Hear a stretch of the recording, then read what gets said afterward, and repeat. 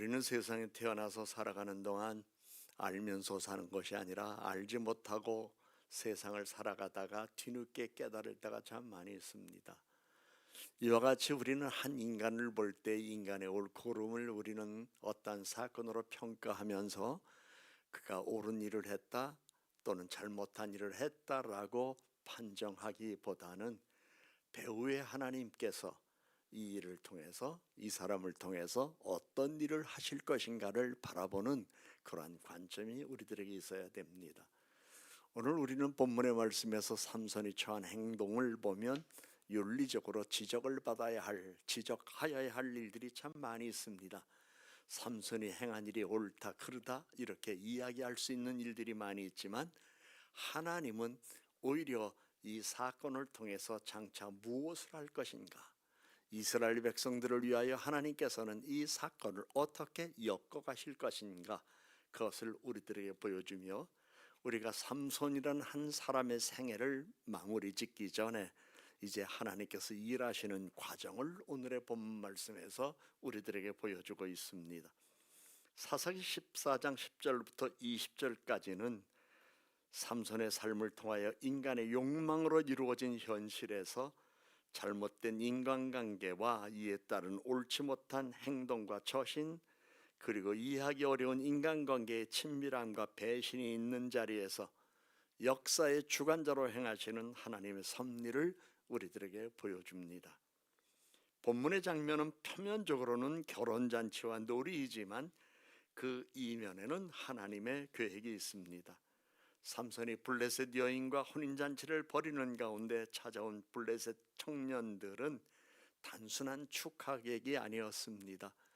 이미 삼손은 자기 집을 떠나서 이곳에 와서 잔치를 벌이며 신랑의 자리에 서 있게 되었을 때에 자기 친구나 동료들이 함께 와 있는 것이 아니라 혼자 아름다운 여인을 보고 찾아와서 청혼하여 결혼하게 된 그 자리에 그 장인이 될, 신부의 아버지가 될 사람이 어떻게 신랑이 혼자 그 자리에 서 있겠나 싶어서 그 당시 풍습으로는 들러리를 세워야 하는 이러한 일들이 있었을 때에 30명의 젊은이들을 삼손 신랑의 들러리로 그 자리에 세웠기 때문에 여기에서 청년 30명은 그러한 관계 속에서 그 자리에 서 있게 된 사람들입니다. 그러게 그 사람들은 진정한 축하객이라기보다도 여러 가지로 복잡 미묘한 생각을 갖고 그 자리에 와 있는 사람들입니다. 이방 남자가 우리 동족 여인을 아내로 데려갈 거네. 우리 동네에서 가장 아름다운 아가씨를 저 남자가 데리고 가? 약간 화나는데, 기타 등등 시기와 질투, 여러 가지 복잡한 생각을 가지고 모인 사람들이었으며, 그 중에 어떤 사람은 저 결혼 깨졌으면 좋겠다, 은근히 이런 생각을 가진 사람들도 그 자리에 있었습니다. 이러한 상황 속에서 하나님이 이제 어떤 일을 하실 것인가, 오늘 성경에 보니 10절부터 11절까지의 말씀에 보면 삼손은 블레셋 여인과 혼인잔치를 벌입니다. 당시 풍습대로 7일간 잔치가 이어지고, 블레셋 사람들은 이방 지역에서 온 삼손을 위하여 들러리로 세울 30명의 청년을 보며 함께 즐기게 했습니다. 좀 전에도 말씀드렸습니다마는 그 청년들 가운데는 삼손에 대한 시기와 질투하는 사람도 있었고, 또 아름다운 동족 여인을 빼앗겼다는 상실 가진 마음을 가진 사람도 있었고, 또한 여러 가지 복잡한 생각을 가진 사람들이 모인 자리였기 때문에 지금 아름다운 블레셋 여인을 아내로 맞이한 이방인 삼손이 흥에 취해 있을 때에 욕망의 성취에 취한 삼손을 축하하면서도 흠만 잡히면 파혼을 시키려고 하는 의도를 가진 사람들이 그 안에는 있었습니다. 그렇게 우리가 생각할 수 있는 이유는 우리가 20절에서도 볼 수 있었지만은, 신부의 아버지는 삼손이 자기 집으로 갔고 혼인이 사실상 깨졌다고 판단해서 딸의 체면과 생가를 위한 재혼을 신속하게 거행하였습니다. 어떻게 자기의 신랑 될 삼손이 가자마자 자기 딸을 거기에 서 있던 들러리를 선 사람에게 신부로 줄 수 있었겠습니까? 이것은 그 자리에 모였던 사람들의 심사가 일반적으로 축하하는 사람들의 심사가 아니었다는 것을 본문 말씀에서 우리들에게 비춰주고 있습니다. 그래서 삼손이 기뻐하는 축하의 자리에는 진정한 기쁨보다는 이방인에 대한 보이지 않는 긴장이 있었습니다. 이스라엘 사람들이 볼 때 블레셋 사람들은 이방인이었고, 블레셋 사람들이 볼 때 이스라엘 사람들 또한 이방인이었습니다. 이러한 이방인의 갈등 속에서 되어진 이 잔치는 결코 축하를 받을 만한 자리가 아니었으며 축하하는 자리가 아니었고, 보이지 않는 긴장이 있는 자리였다는 것을 우리는 알아야 되겠습니다.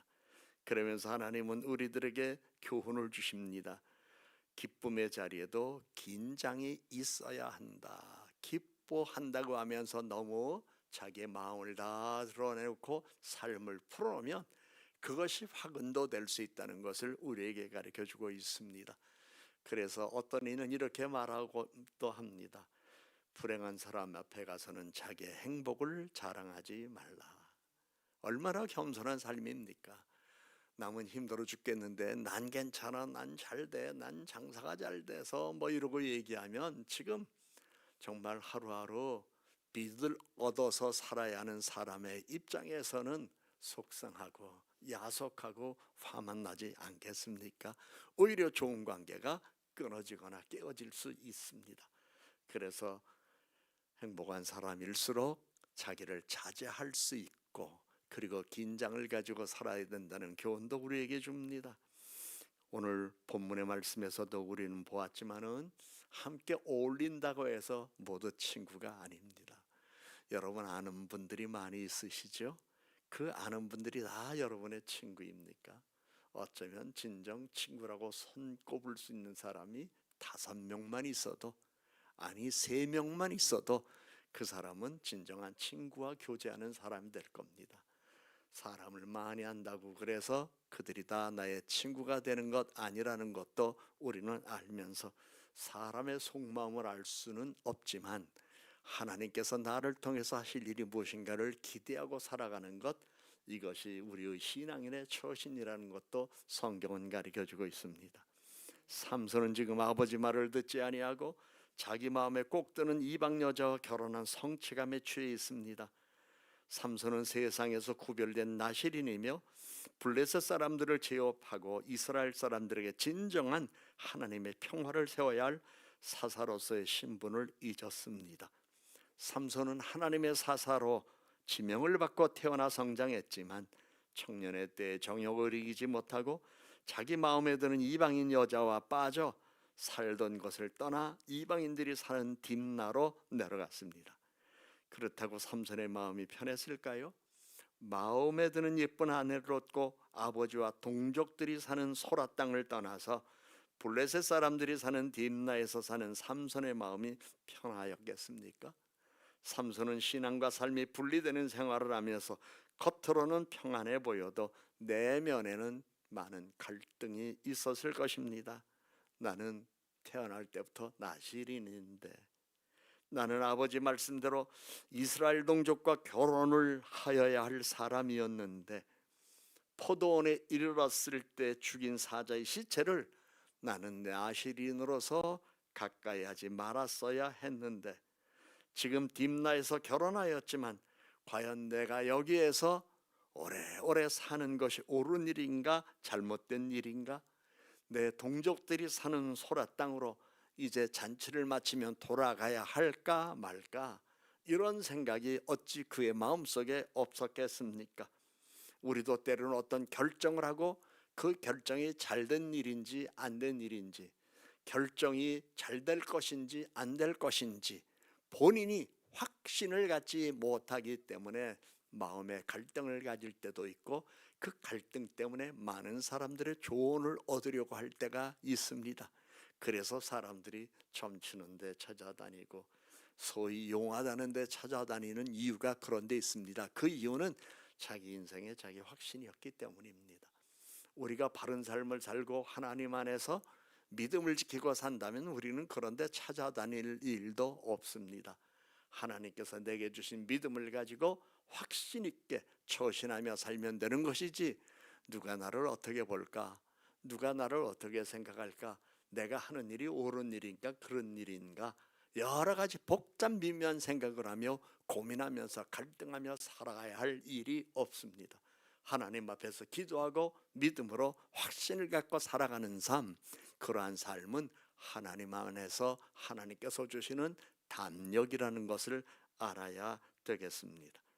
삼손은 이미 정욕에 처하여 양심의 갈등을 외면하고 블레셋 사람들이 보낸 청년 30명과 어울리며 그들 앞에서 이제 자신의 잘난 모습을 드러내고 싶습니다. 소위 말하는 나 이런 사람이야, 그러니까 내가 이 이방인 땅에 와서 산다고, 당신들이 지금 나의 둘러리로 와 있지만 나는 당신들의 속마음을 잘 몰라, 그러나 나는 당신들보다 잘난 사람이야 라는 것을 보이고 싶어서 그는 자기가 지혜로운 사람인 것을 그들로부터 인정받기를 원해서 이제 다른 사람들은 맞출 수 없고 자기만 아는 답에 수수께끼를 내었습니다.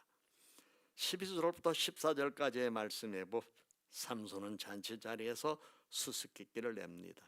그런데 현대인의 성경으로 제가 12절 말씀을 읽어드립니다. 내가 너희에게 수수께끼 하나를 내겠다. 만일 너희가 잔치하는 7일 동안에 그 답을 알아서 마치면 내가 너희에게 배우 30벌과 겉옷 30벌을 주겠다. 그러나 만일 알아맞히지 못한다면 대신 너희가 나에게 배우 30벌과 겉옷 30벌을 주어야 한다 하며 그들의 동의를 얻어 14절에 먹는 자에게서 먹는 것이 나오고 강한 자에게서 탄 것이 나왔다고 하는 문제를 내었습니다.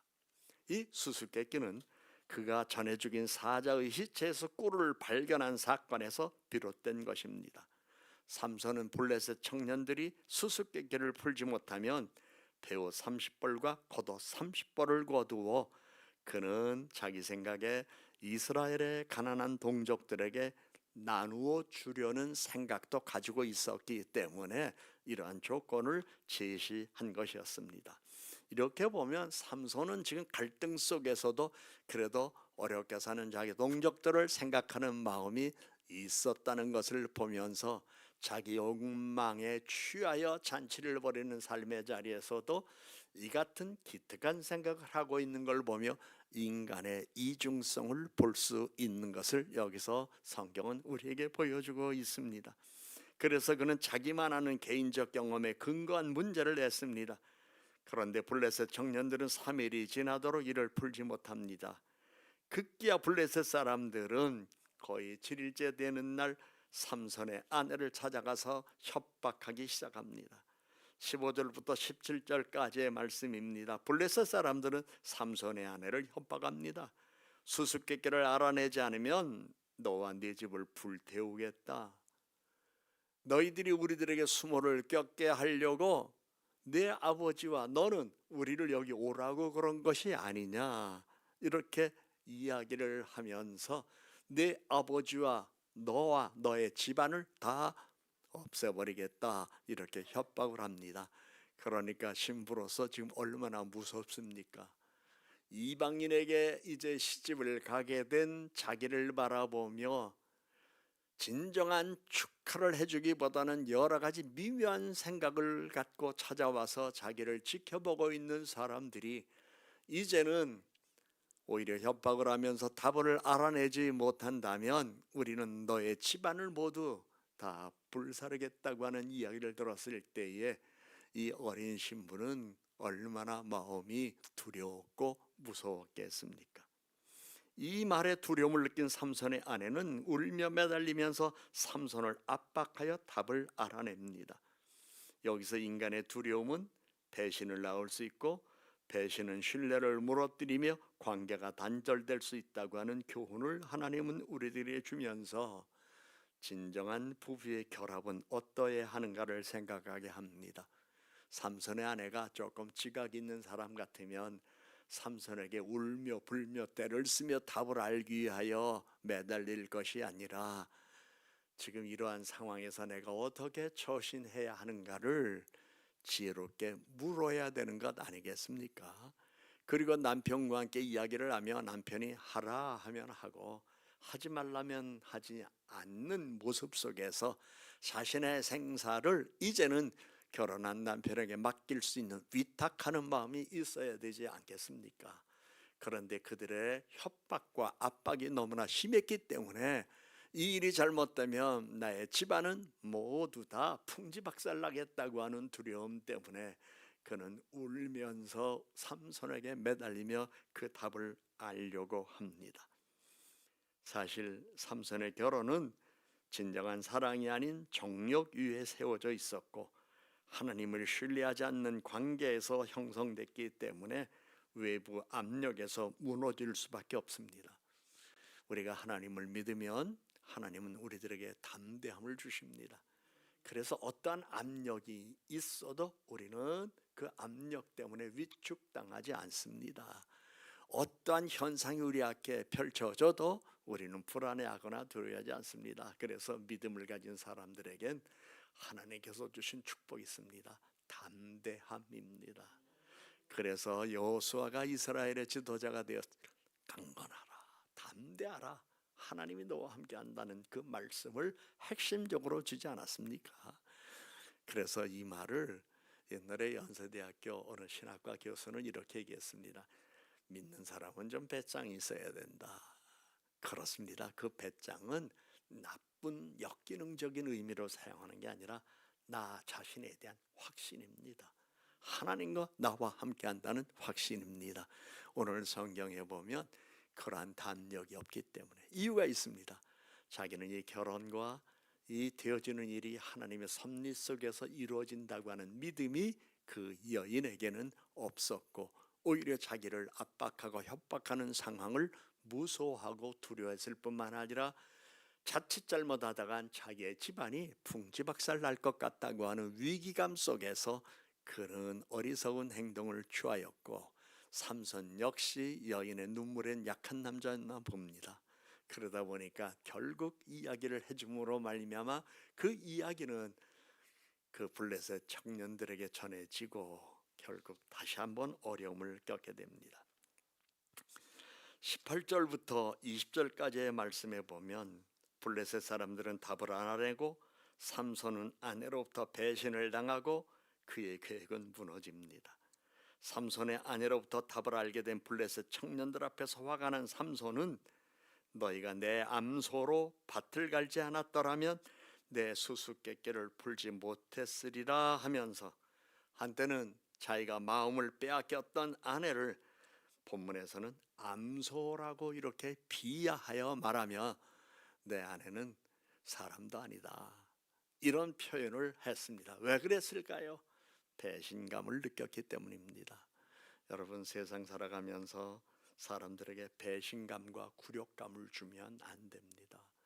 배신감과 굴욕감을 주면 오히려 둘 사이의 인간관계는 깨지고 서로 불편한 관계가 될 뿐만 아니라 상대를 폄하하고 비하하는 관계가 될 수 있기 때문에 항상 우리는 자기의 마음을 잘 다스리는 믿음의 사람이 되어야 할 것입니다. 사랑했기에 결혼했고 결혼하며 사랑하며 살았던 사람들이 어떤 사건이 있어서 갈라서게 됐을 때에 그들은 오히려 더 남보다 더 거리가 먼 관계가 되는 것들을 우리는 주변에서 보지 않았습니까? 결국 삼손은 집을 떠났고 삼손의 아내는 다른 사람과 결혼했습니다. 사실 사사기 14장 20절의 표현은 당시의 문화와 문맥을 함께 보아야 합니다. 성경은 삼손이 아내를 친구에게 주었습니다 라고 합니다. 이는 삼손이 직접 넘겨준 것이 아니라 신부의 아버지가 삼손의 신부였던 딸을 결혼식을 할 때에 삼손의 둘놀이를 섰던 사람 중에서 한 사람에게 다시 시집을 보냈다는 뜻입니다. 삼손은 7일간의 결혼잔치 중에 수수께끼 사건으로 아내가 실망하고 크게 분노하여 자리를 떠납니다. 하나님께서 삼손의 욕망을 허망하게 만들어 걸음을 돌이키게 한 것입니다. 여러분 신의 약속이라는 영화 보셨죠? 거기서 박 교수님이라는 그 공산당 그 간부가 자기가 사랑했던 여인이 어느 날 자기보다 더 직급이 높은 공산당원과 데이트하는 것을 보게 되면서 거기서 마음이 상해서 돌아가시고, 세상에 믿을 여자 없다, 내가 과연 이러한 상황에서 무엇을 믿어야 하는가 갈등하다가 결국 진실한 신자가 되는 장면이 있었던 것 우리는 기억하실 것입니다. 그렇습니다. 하나님 때로 우리의 욕망을 험하게 만들어 주시며 걸음을 돌이키고 마음을 돌이켜서 진실로 다시 한번 하나님을 바라보게 할 때가 있습니다. 그러나 우리가 자녀들이나 가족들 중에서 어떠한 일로 인하여 실망할 일이 생겼을 때에 우리는 그것을 훈계하거나 질책하는 사람이 되기보다는 오히려 이 실망의 사건을 통해서 하나님이 어떤 일을 하실 것인가 기대하면서 기도하는 믿음의 사람이 되어야 할 것입니다. 19절의 말씀을 현대인의 성경으로 읽어드립니다.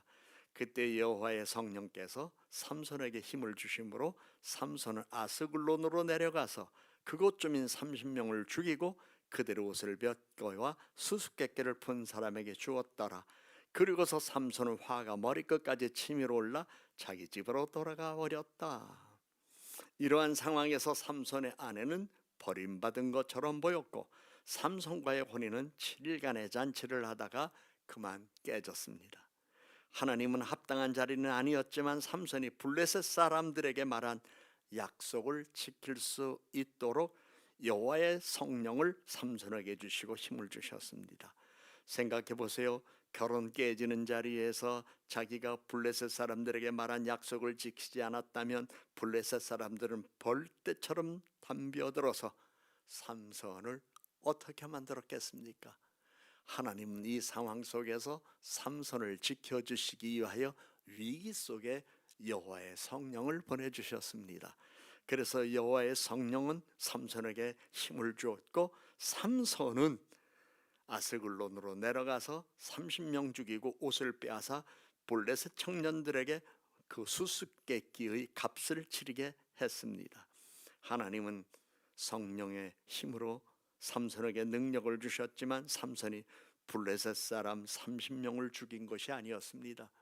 만일 그 자리에서 성령의 능력으로 블레셋 사람 30명을 죽였다고 하면 생각밖에 전쟁이 이스라엘과 블레셋 사이에 일어나게 되었을 것이고, 그로 인하여 삼손은 자기의 역할과 사명을 다 감당하기 전에 그것에서 초라한 인생으로 끝나게 됐을 겁니다. 그런데 하나님께서는 인근에 있는 다른 지역 아스글론으로 가서 거기에 있는 사람 30명을 죽이고 옷을 뺏어 왔습니다. 결국 이 본문은 단순한 인간 이야기 이상의 의미를 가지고 있습니다. 하나님의 섭리는 인간의 실수 속에서도 이루어집니다.